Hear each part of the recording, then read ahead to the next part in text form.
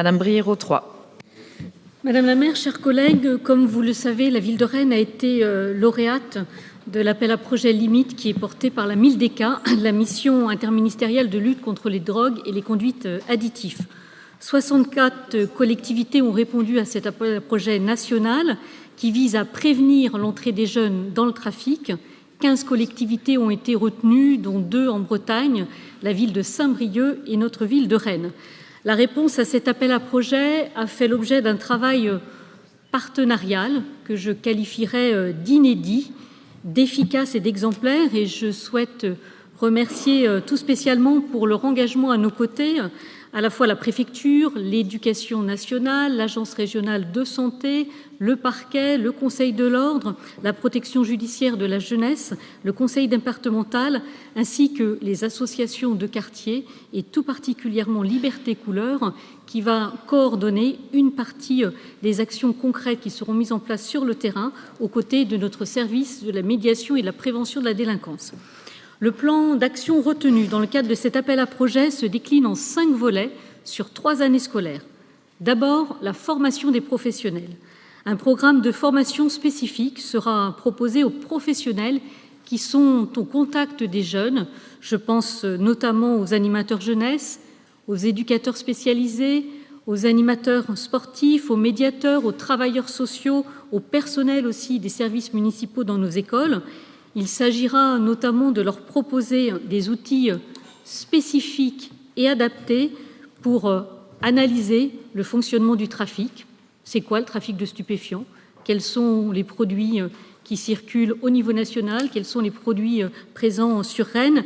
Des outils aussi pour appréhender les facteurs de vulnérabilité chez les jeunes, pour les amener à résister aux clichés attractifs associés au trafic et à la consommation de stupéfiants, et à prendre conscience des risques pour leur santé et des éventuelles sanctions judiciaires encourues.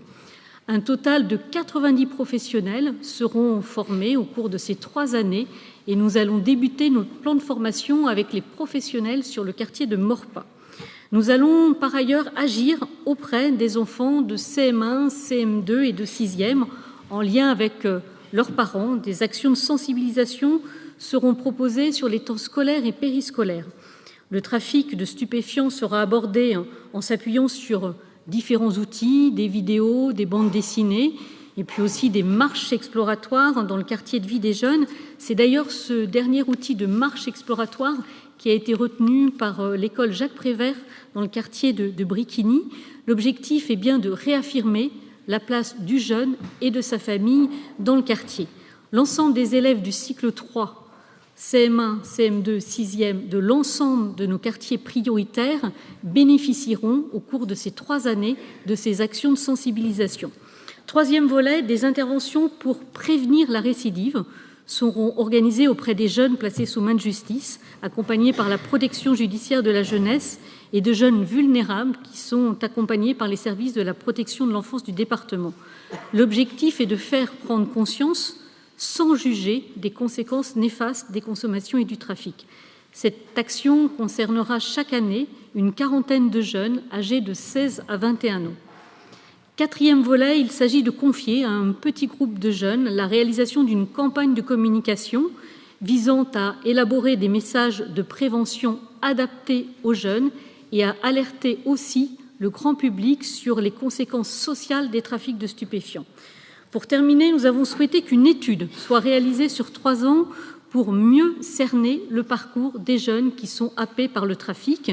L'objectif est de réaliser une photographie plus réaliste du profil de ces jeunes, de les accompagner de la façon la plus pertinente possible dans leur parcours de rémission et de prise en charge. Cette étude sera portée par le laboratoire de recherche en psychocriminologie de l'Université de Rennes.